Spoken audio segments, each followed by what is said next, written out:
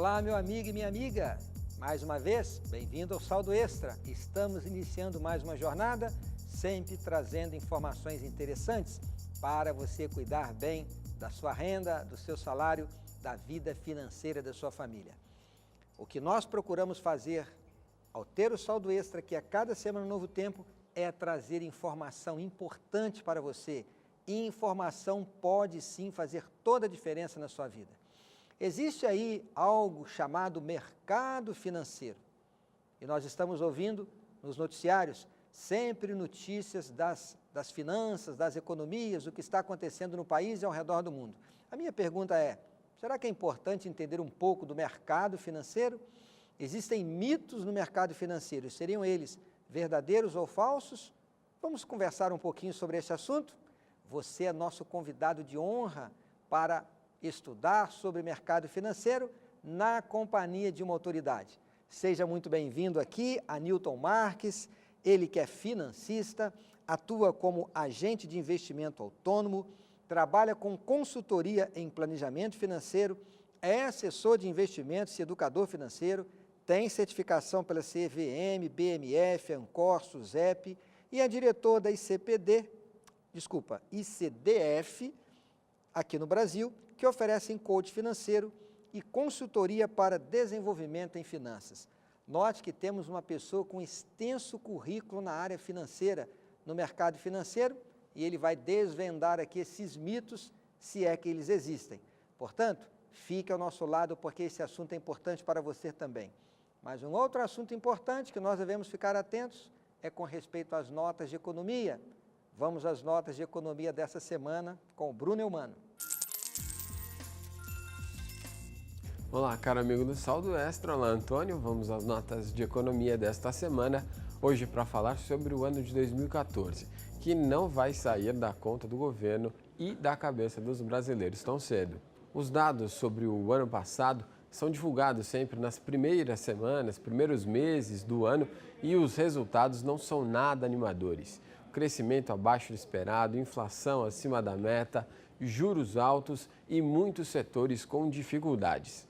Comércio e indústria sofreram com o impacto do desestímulo ao consumo que foi promovido pelo governo durante todo o ano de 2014. A taxa Selic, a taxa básica de juros, cresceu de 10% para 11,75% durante o ano, o que faz com que os consumidores fiquem mais longe do crédito, mais longe das compras e é uma tentativa do governo de conter a inflação. O problema foi que a inflação fechou o ano bem acima da meta estabelecida pelo governo, que é de 4,5%. Ficou mais próxima, na verdade, do teto de tolerância máxima, que é de 6,5%. Ou seja, a inflação não foi tão bem controlada a ponto de não ser sentida pelos brasileiros. Muito pelo contrário. O consumidor sentiu a alta nos preços nas compras normais e sentiu também uma alta no crédito por causa do aumento da taxa Selic. Os juros do cheque especial passaram de 200% ao ano em 2014. O crédito bancário para pessoa física do empréstimo pessoal ficou 3 vezes maior do que a alta da taxa Selic. Por esses e muitos outros motivos é que 2014 insiste em não sair da memória econômica dos brasileiros. O Notas de Economia dessa semana fica por aqui. Eu volto na semana que vem. Até lá. É com você, Antônio. E aí, está atento às notas de economia? Que bacana, que legal. Mas é também importante ficar atento sobre o mercado financeiro. Muita gente diz que existem mitos que mercado financeiro é só para quem tem muito dinheiro, para quem entende de economia. Será que ele é importante para a sua vida? Para desvendar esse mistério, se é que nós podemos dizer assim? Temos aqui conosco o Anilton. Anilton, de cara eu faço a pergunta. Além de agradecer, é claro, por você estar com a gente aqui também. Anilton, existem mitos aí com respeito ao mercado financeiro. Eu já mencionei 2 deles. É só para quem entende, é só para quem é economista, para quem tem muito dinheiro, que é só ter uma poupança que resolve tudo, é só ter uma boa conta bancária. É isso mesmo, Anilton? É, claro que isso é um mito, né? Você precisa ter muito dinheiro para entender de mercado financeiro. E, ao mesmo tempo, também é um mito de que você não precisa entender do mercado financeiro. Basta você ter ali um bom gerente de banco, que é uma pessoa qualificada, estudada, com certificações da Anbima e de outras instituições, para poder te prestar um serviço financeiro de qualidade. Por isso que no cartãozinho do seu gerente vem lá escrito CPA 10, CPA 20, são as certificações e as qualificações que esse gerente tem. Mas você não precisa ser um grande especialista para começar a investir em mercado financeiro. No mercado financeiro, o principal é você ter curiosidade de gastar parte do seu tempo exatamente para descobrir como estão as suas finanças. Não vamos nem falar da parte da educação financeira, porque não é o propósito da nossa conversa hoje, mas você precisa gastar algum tempo para tentar entender aonde está indo o seu dinheiro e o que você está decidindo fazer com o seu dinheiro. Você trabalha cerca de 40, 45, 44, 50, 60 horas por semana. Você gasta esse tempo todo para poder arrecadar o seu dinheiro, para poder ganhar esse dinheiro. Quanto você gasta para descobrir para onde esse dinheiro está indo, e aí é o controle financeiro, ou para tentar decidir melhor como fazer os seus investimentos ou como aumentar a rentabilidade do seu dinheiro. De certa forma, será que eu estaria errado em dizer o seguinte: se eu sou um consumidor, se eu já tenho uma conta de poupança, se eu já tenho uma conta bancária, eu estou envolvido no mercado financeiro. Exato. Mas o conhecimento que eu tiver de como ele funciona, das opções, dos produtos, dos serviços, pode fazer com que esse mercado financeiro trabalhe a meu favor. Exatamente. Qual é o nível de informação que eu devo obter para usufruir dos benefícios disponíveis no mercado financeiro? Antes de mais nada, a gente tem que colocar um patamar de conhecimento, né? Os juros, segundo uma frase de Albert Einstein, ele diz que os juros é a maior força desse universo. Só depende do lado que você está da bancada. Se você está pedindo juros, ou seja, você está num empréstimo, ou se você está tendo juros a seu favor. E os juros compostos, como a gente chama, que é juros sobre juros, ele faz com que o seu patrimônio cresça e você possa alcançar os objetivos que você tem, seja de comprar um carro, seja de comprar uma casa, seja de você ter uma aposentadoria tranquila sem depender exclusivamente do INSS ou da sua previdência. Então, ter conhecimento nesse mercado financeiro, entender como funciona esse mercado, não, claro que não no detalhe do detalhe, que seria um estudo, uma área de estudo que você levaria a vida inteira e talvez não chegasse a conclusão alguma, mas pelo menos entender um pouco daquilo que você está fazendo para que você possa tomar uma decisão consciente de qual é a sua decisão financeira ou como você está investindo seu dinheiro a médio e longo prazo. Antes de tomar essa decisão, você precisa também conhecer o seu perfil. Se você é uma pessoa extremamente conservadora, não adianta a gente tentar entender como funciona a Bolsa de Valores. Seria um suicídio financeiro e completamente contra a sua característica pessoal. Então, se você tem um perfil mais agressivo, a gente pode conversar de bolsa. Se você tem um perfil extremamente conservador, nós vamos falar de títulos públicos, CDBs, essencialmente em produtos de renda fixa. O montante que eu tenho para aplicar no mercado financeiro faz a diferença também com respeito ao nível de informação que eu devo buscar? Tudo são patamares que você alcança, né? Quando você vai começar uma poupança, muitas vezes a pessoa acaba começando a guardar dinheiro através de um título de capitalização. E eu não vou entrar no mérito da qualidade do título de capitalização, se é um bom negócio ou não, porque isso o próprio telespectador tem que sentir e buscar se informar. A outra forma que a pessoa tem de guardar dinheiro é através da caderneta de poupança, que é a mais comum. Hoje, a caderneta de poupança é a maior captadora de recursos de investimentos desse país. Só que ela tem desde investidores ou poupadores de R$200 por mês até poupadores de 1 milhão, 2 milhões de reais ao ano que conseguem poupar e colocar numa caderneta de poupança. Chega a ser até esquisito você ver uma caderneta de poupança com 10, 15, 20 milhões de reais numa única aplicação financeira, considerando que essa pessoa não tem garantias desta aplicação em função das regras do mercado financeiro brasileiro. A partir de certos patamares, a pessoa tem que, da mesma forma que evoluiu financeiramente e evoluiu o seu conhecimento na sua vida profissional, que melhorou o seu salário, o seu rendimento, ela tem que buscar alternativas que sejam compatíveis também com a sua melhora. Então, a caderneta de poupança e o título de capitalização têm o seu lugar dentro da economia ou dentro do mercado financeiro, mas é um lugar exatamente de início, é um start, é o jardim da infância do investidor. E conforme o tempo vai passando, a pessoa vai adquirindo conhecimento e vai conhecendo outros mercados e tomando decisões melhores para ter investimentos mais inteligentes. A poupança, ela é útil, ela é interessante, ela tem boa liquidez, não tem tributação, alguns benefícios que a gente já falou aqui em outros programas, mas nós não devemos descansar só na poupança. É importante conhecer outros produtos, outros serviços, para ter uma melhor rentabilidade. Exato. Certo? Agora, vamos lá. Existe aí uma gama de produtos e serviços que estão disponíveis. Existe hoje segurança para o investidor?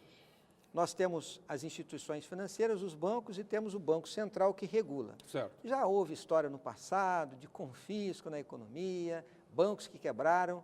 Qual é o nível de segurança que temos hoje para investir no mercado financeiro no Brasil? Quando você fala de produtos de renda fixa, nós temos basicamente alguns produtos. A caderneta de poupança é um desses instrumentos. Outro instrumento bem conhecido é o CDB, né? O famoso CDB, que você compra um título da própria instituição e você resgata esse título dali a 60, 180 ou até 720 dias, né? Que seria o equivalente a 2 anos. E aí você negocia uma taxa com o banco. A grande questão desse jeito de fazer negócio é que quem toma a decisão de quanto você tem que investir para quanto você vai receber é a instituição financeira. Se estamos nós dois aqui conversando e eu preciso de um dinheiro e você tem o recurso, quem tem que tomar a decisão de quanto vai ser a taxa de remuneração? É você que tem o recurso ou eu que estou pedindo emprestado? Então, hoje nós vivemos essa deturpação, vamos dizer, de mercado, em que quem toma o recurso é que decide qual é o valor da taxa. E quando é o contrário e o banco vai emprestar o recurso, é ele também que determina a taxa. Então, o banco toma a decisão dos dois lados. Para ter uma segurança total em cima dos seus investimentos, se você é uma pessoa conservadora, você vai fugir da caderneta de poupança, provavelmente para um título de letra de crédito imobiliário, chamadas LCIs, LCAs ou CDBs, em que você tem, no mínimo, 20% a mais de rentabilidade em cima da caderneta de poupança. Claro, desde que você negocie com uma boa instituição. Quanto à proteção, não importa se é um grande banco nacional, um grande banco estrangeiro ou um pequeno banco nacional ou estrangeiro, existe uma regulamentação nacional criada pelo governo Fernando Henrique Cardoso, que é o Fundo Garantidor de Crédito, que quando ele foi criado lá nos anos 90, ele tinha 50 mil reais de garantia. Hoje essa garantia é de 250 mil reais. Então todo poupador que tem ou caderneta de poupança, ou um CDB, ou uma LCI, ou uma LCA, hoje tem uma garantia de 250 mil reais. Então, qualquer que seja a instituição, se essa instituição vier a fechar, ser liquidada judicialmente, quem vai pagar o seu investimento é o Fundo Garantidor de Crédito, o FGC, é que vai cobrir esse valor. Isso aconteceu recentemente com algumas instituições financeiras. A instituição do próprio Silvio Santos, né, o Banco Pan-Americano, chegou a quase receber uma intervenção. Os poupadores que tinham dinheiro lá iriam receber até o teto de 250 mil. Vale lembrar que é por instituição, por CPF. Se a pessoa tem lá 250 mil na poupança, 250 mil no CDB, 250 de LCI, 250 de LCA, soma tudo, dá 1 milhão. Ele vai receber quanto? 250 mil, porque o teto é o limite. E pelo esse valor de 250 mil, nós podemos dizer que estamos alcançando aí no mínimo 99% da população brasileira. Eu não diria tão alta assim a margem, mas uns 90%, 95% da população estaria alcançada pelo Fundo Garantidor de Crédito das pessoas que investem esse tipo de produto. Porque o grande poupador ou o grande investidor, ele já não usa mais esses recursos, ele começa a diversificar. Eu gosto de usar uma expressão, um desenho muito claro sobre isso, né? Se você tem um elevador em que você olha o maquinário do elevador e você tem 2 elevadores parados e você pode entrar em qualquer um deles. Um tem uma única corda, o outro tem 4 cordas. Qual dos elevadores o senhor entraria? 4 cordas. Porque se uma das estratégias ou se um dos produtos tiver problema, você tem outros 3 segurando. Se você está numa corda só, arrebentou, o elevador vai cair. Então, você tem proteção, formas de se proteger, com produtos diferentes, instituições diferentes, e você diversifica o seu risco e assim você não tem nenhum tipo de surpresa ou nenhum tipo de sufoco. Agora, você fez uma relação com elevador de 4 cordas ou de 1 corda em função do montante a ser investido no mercado financeiro. Mas a grande maioria da população brasileira não tem muito dinheiro, ou seja, é só para 1 corda. Você recomendaria para quem tem pouco recurso começar a investir em algo mais arriscado, sair do jardim de infância, Ou ficaremos nós na tradicional poupança para não correr riscos e manter ali uma reserva que vai ter uma correçãozinha mensal, vamos dizer assim, próxima da inflação, porque a inflação acaba superando a poupança. O que você recomenda para quem tem pouco recurso? Será que compensa correr um pouco de risco? Você só compensa você ter risco quando você tem uns valores maiores. Não adianta eu falar que eu tenho R$500 e vou correr risco. Eu não vou conseguir fazer boas operações dentro do mercado financeiro. Porque o mercado financeiro ele é muito elástico, né, em termos de variação, mas ao mesmo tempo eu preciso ter uma certa proteção. Eu não vou colocar todos os ovos na mesma cesta, né? Nossos avós já falavam isso, né? E a gente tem que seguir com esse princípio. Não adianta, principalmente quando eu estou falando em risco. Eu tenho que correr o risco limitado dentro da possibilidade que eu tenho de correr esse risco. Eu tenho que correr o risco de quanto? 5%, 6% do meu patrimônio? Esse é um risco que eu posso correr, certo? E aí, dentro desse risco, eu modulo, ou a pessoa tem que modular qual é o tipo de ativo que ele tem. Para o pequeno poupador, ele não vai ter para onde fugir. Ele tem que ter um CDB, efetivamente, ele vai ter que ter uma LCI. Muitas vezes o gerente do banco não gosta de oferecer LCI, ele pode procurar o Tesouro Direto, também fazer um investimento em títulos públicos, que hoje o Brasil, apesar de todas as especulações eleitorais ou não, o Brasil ainda é um país em que o governo tem a fama de ser um bom pagador de juros. Então, é uma outra alternativa que ele tem, ir atrás de títulos públicos para fazer a diversificação. Parece que eu estou em uma coisa contra a caderneta de poupança, nada contra a caderneta de poupança, mas a rentabilidade dela é irreal. Você coloca uma caderneta de poupança hoje, a rentabilidade está em 0,4%, 0,5% ao mês, e nós estamos falando aí basicamente do primeiro semestre de 2014, em que você tem uma média de 0,4%, 0,5%, enquanto que a inflação foi muito próxima disso. Então, não houve um ganho real de juros, houve uma correção monetária do valor que você tem aplicado. Então, o seu poder aquisitivo de 6 meses atrás é rigorosamente o mesmo de hoje, mesmo que você tenha ganho 5%, 6% na caderneta de poupança. Então, por isso, você tem que buscar juros reais. A inflação e mais alguma coisa. Fazendo um resumo de tudo que você comentou aqui, Anilton. Ao entrar no mercado financeiro, primeiro entender que eu preciso conhecer do assunto, eu não devo ficar alheio, eu devo me inteirar. Independente do nível de informação que eu tiver, ela vai ser importante para eu fazer uma boa decisão para proteger a minha reserva, a minha economia, a minha poupança, o meu patrimônio. Vamos lá. O meu perfil, se sou conservador ou um pouco mais agressivo, vai determinar que tipo de investimento vou fazer. Porque a pessoa que é muito conservadora, se ela entra num perfil, no investimento, quem sabe com risco, ela vai ficar ansiosa, não vai saber esperar, não vai ter paciência, então é melhor ir para o tradicional. Tá. Segundo aspecto, você falou do gerente do banco. Então, você tem que abrir um diálogo com o seu gerente do banco para ter informação, ver as opções que ele tem e não se limitar apenas ao banco onde tem a sua conta, né, Anilton? Procurar o que outros bancos estão oferecendo. É isso mesmo? O gerente do banco, ele há de se lembrar que ele é um funcionário da instituição financeira. Então, ele sempre vai estar trabalhando a favor da instituição financeira, o que não está errado, porque eu trabalho a favor da minha, você trabalha a favor da sua, cada um de nós trabalha a favor da sua própria instituição ou do seu empregador. Quando a gente fala em buscar investimento e diversificar, você tem que saber o que está acontecendo no mercado. Porque muitas vezes você vai encontrar um título, um CDB, uma LCI de um determinado banco, que o seu banco não vai te oferecer. Então, como você vai fazer? Você vai cancelar a sua conta e transferir o dinheiro? Existe todo um mecanismo que precisa ser feito aí, ou uma logística para você tirar o dinheiro de onde você está para ir para outra instituição. E você pode fazer isso, não há problema nenhum, mas acaba sendo custoso. No Brasil agora, há cerca de 3 ou 4 anos, nós começamos um movimento de democratização dos investimentos. E esse movimento de democratização, ele veio para tentar deixar todos os investidores, não no mesmo nível, mas que os investidores mais simples possam ter acesso a produtos mais sofisticados de investimento. Então, um investidor ou um poupador que tem lá seus 30, 40, 50 mil reais, que está pensando em comprar uma casa, comprar um terreno, ele consegue buscar dentro do mercado produtos muito melhores com essa diversificação. É o que eles são conhecidos nos Estados Unidos como shopping center financeiro, onde numa única instituição, que não é monobandeira, você abre um leque para todas as instituições financeiras credenciadas no mercado. Então você pode, através de uma única conta, comprar um CDB do Bradesco, ou da Caixa Econômica, ou do Banco do Brasil, ou de um banco como o JP Morgan. Você compra produtos diferentes de instituições diferentes através desse shopping center financeiro. Hoje existem, de agentes autônomos, que é uma das atividades que a gente faz, cerca de 2.000 a 2.500 agentes autônomos espalhados por todo o Brasil. Então, você vai encontrar um especialista em investimentos, de norte a sul do Brasil, você vai encontrar um profissional dessa área. E esse profissional tem condição de te dar todo o atendimento, porque ele trabalha não para a instituição financeira, ele trabalha para o poupador ou para o investidor.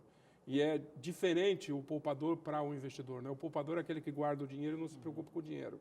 O investidor é aquele que, além de guardar o dinheiro, começa a pensar aonde ele vai pôr esse dinheiro, o que ele vai fazer com esse dinheiro, para garantir a realização do sonho que ele tem futuro. E dentro disso que você mencionou, já que falamos de mitos, aqui vai um mito, algo que não é verdadeiro. Que as pessoas dizem que tem que ser só banco, banco, banco. Não, você pode procurar um agente que seja sério, honesto, correto. Todos têm que ser certificados. Busque referências, a certificação da CVM, que é o seu caso, você tem certificação da CVM, da Bolsa de Mercadorias e Futuro, etc. Ou seja, se for um agente sério, credenciado, ele pode ser um ótimo instrumento para orientá-lo para que você busque os melhores produtos do mercado. Aí eu já vou entrar num outro mito, né? Já, se você me permitir. O dinheiro não pode passar pela mão da empresa de investimento. Certo? Não é através do escritório, não é através da minha conta ou da conta da minha empresa. É através exclusivamente da conta da instituição que você está abrindo a sua conta. Então, você vai transferir o dinheiro não para uma pessoa física, para uma instituição certificada e autorizada pela CVM, e essa instituição, por ser uma instituição financeira, vai fazer os diversos investimentos necessários. É claro que eu represento uma dessas bandeiras, mas tem vários escritórios que trabalham com vários outros shopping centers financeiros que têm essa autonomia para poder direcionar e te ajudar a buscar o melhor investimento, sempre respeitando o perfil, respeitando a necessidade efetiva do cliente e com a maior transparência possível. Agora, Anilton, vamos falar para a grande massa da população brasileira, que hoje está mais sem dinheiro do que com dinheiro, está mais devendo do que tendo dinheiro para aplicar. Que conselho você daria para esta pessoa no que diz respeito aos noticiários sobre economia?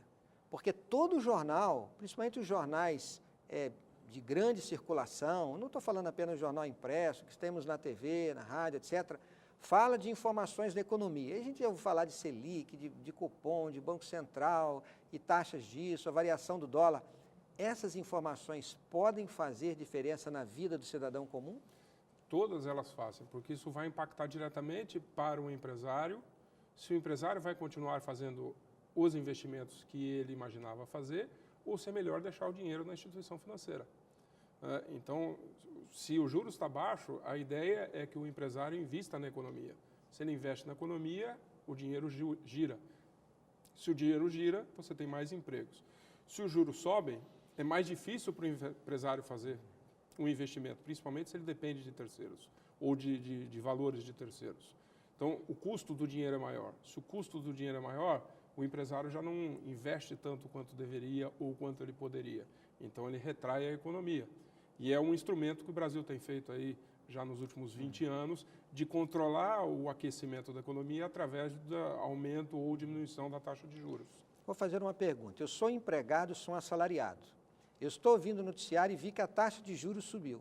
Se a taxa de juros subiu, haverá menos investimento e geração de emprego.